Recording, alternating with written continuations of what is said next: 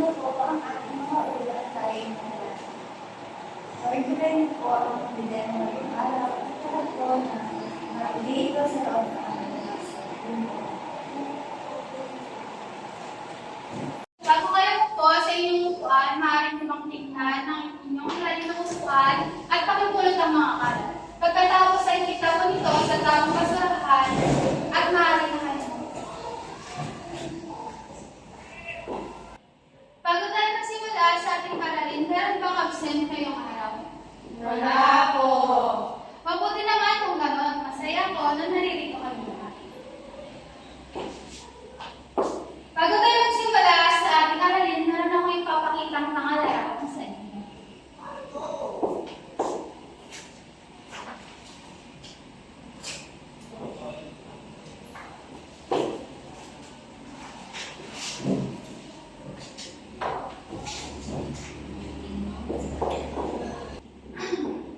Ang gagawin nyo lang ay tutukuyin nyo kung ano ito at kung anong tunog ito. Una, meron tayong aso. Ano nga bang tunog ng aso? R. Okay, very good.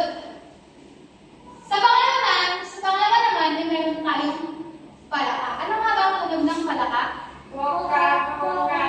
Okay, very good. Sa pangatlo naman, meron tayong bubuyog. Ano nga ba ang tunog ng bubuyog?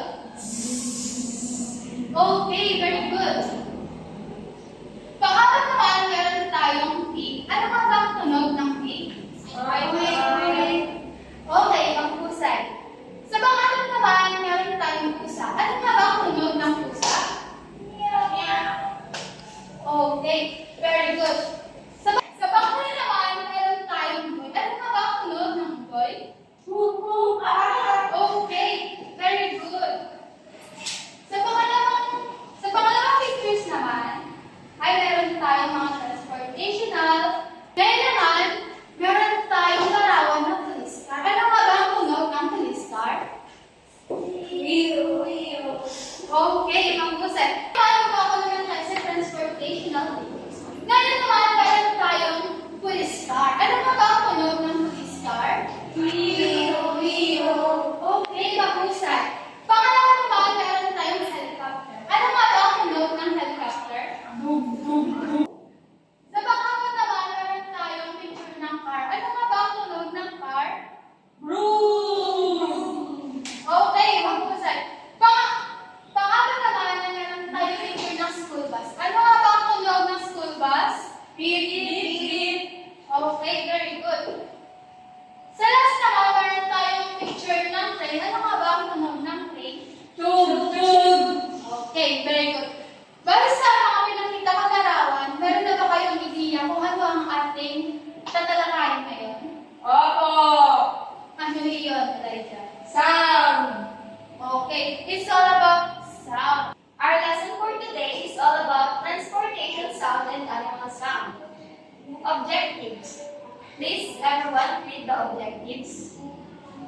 On the end of the lesson, the pupils will be able to not only of animals and transportation, perform and improve the proper sound of animals and transportation, knows the basic elements of music.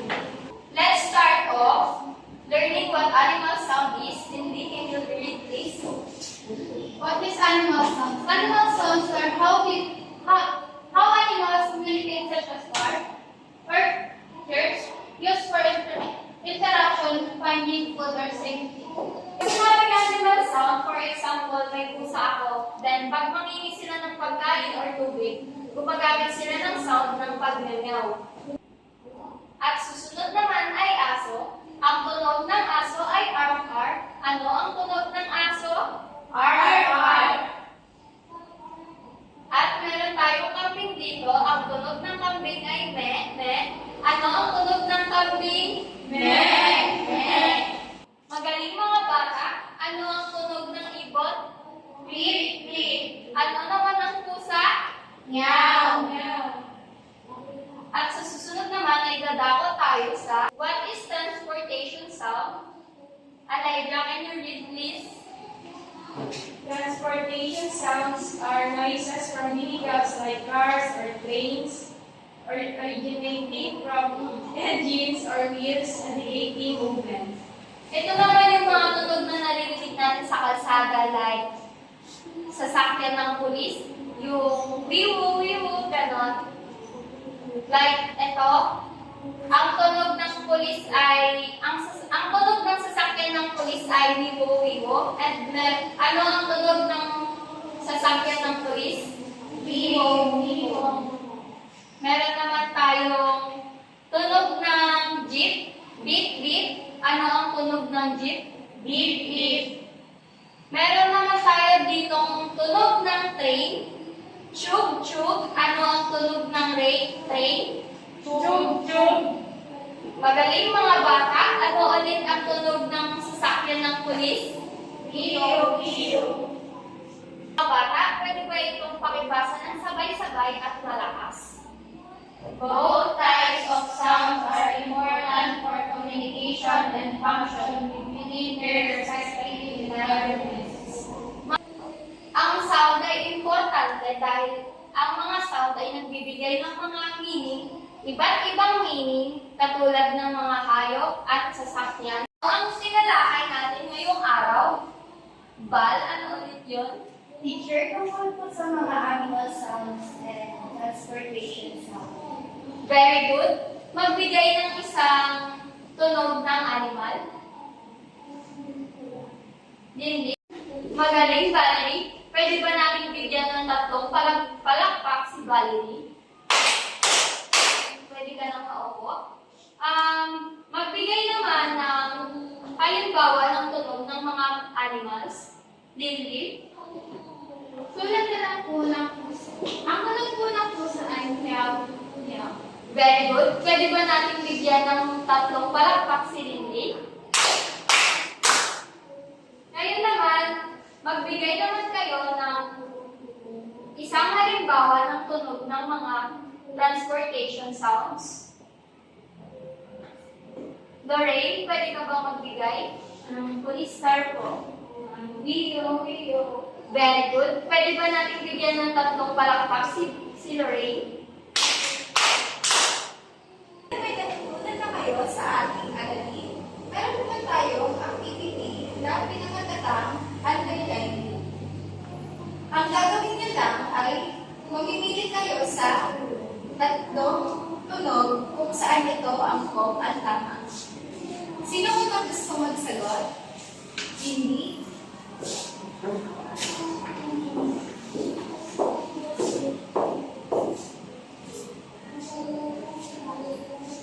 Okay, very good.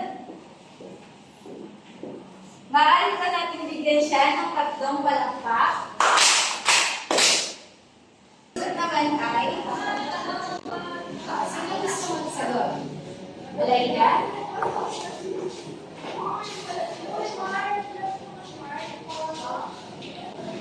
Tama ba ang kanyang sagot? Oo. Ang tunog ng baboy ay oink.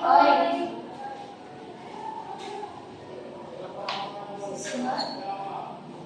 Sino gusto magsagot? Val?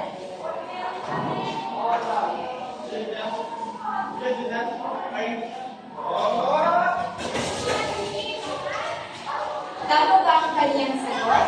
Oo. Okay, ang tunog ng aso ay R. Ang sunod? Lindy?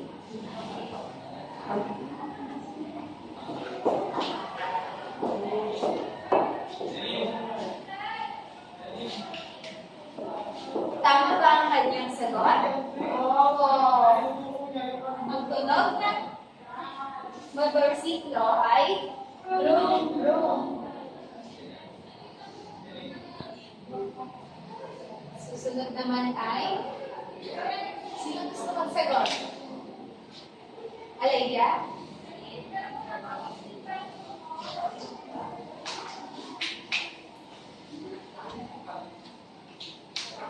Tama ba ang kanyang kasagutan? Oo. Magaling. Ang tunog ng police car ay Iyo. Susunod Sunod. Lily.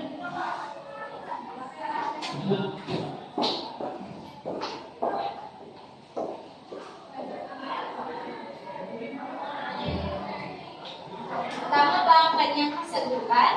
Oo. Ang tunog ng tren ay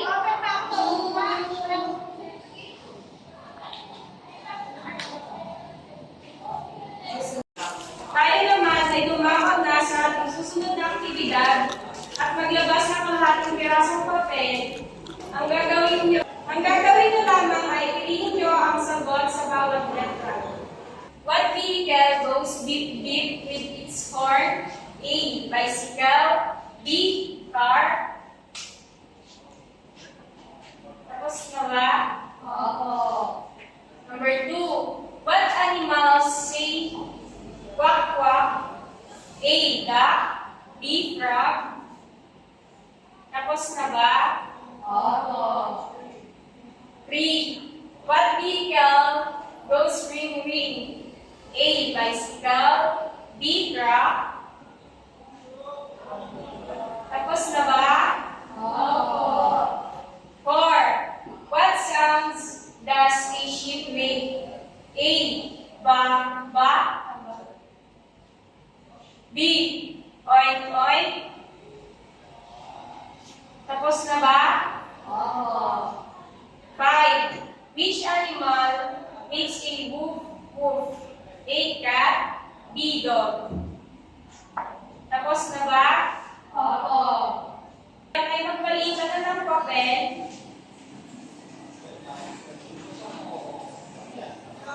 Sino gusto sumagot sa number 1? Lorraine.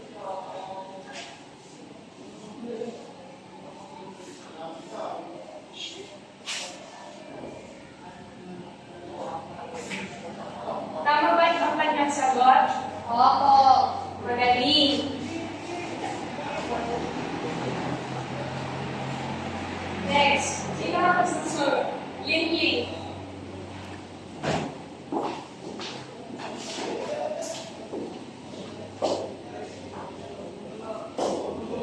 Tama ba ang kanyang sagot? Oo. Magaling. Number 3, sino ang gustong sumagot? Maris.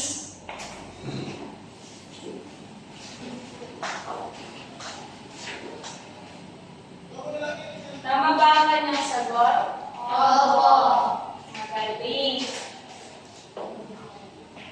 Number 4, sino ang gustong sumagot? Val.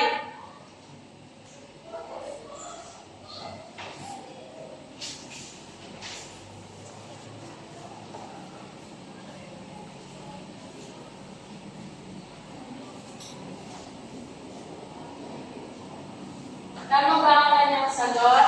Oo. Magaling.